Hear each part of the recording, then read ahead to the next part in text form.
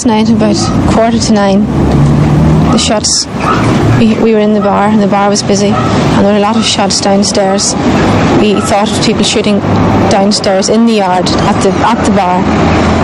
And after it stopped, after about 4 minutes, everybody was lying down, but I ran downstairs to the lower part of the bar, which has been renovated, because there were 2 joiners working down there, and I thought they had been shot. And I ran into the bar, and there was only one of the joiners there, and he had been hiding underneath the counter that he had been building.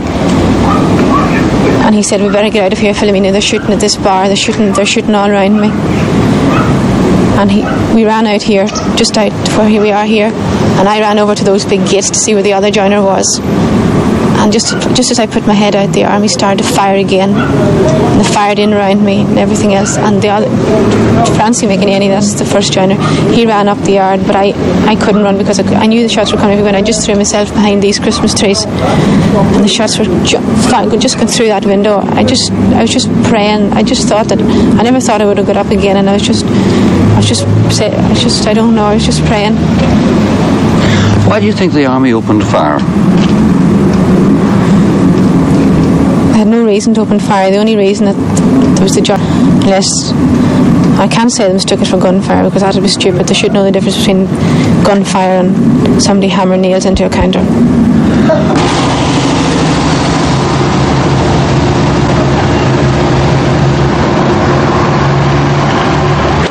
But despite the allegations of some townspeople that the army opened fire recklessly and without reason, the army for their part remain adamant that their patrol was engaged by a sniper and that they were returning fire. 7 Armalite cartridge cases were found in this alleyway, and there's evidence to suggest that the sniper ran back up this alleyway and climbed over the wall at the back to make his getaway.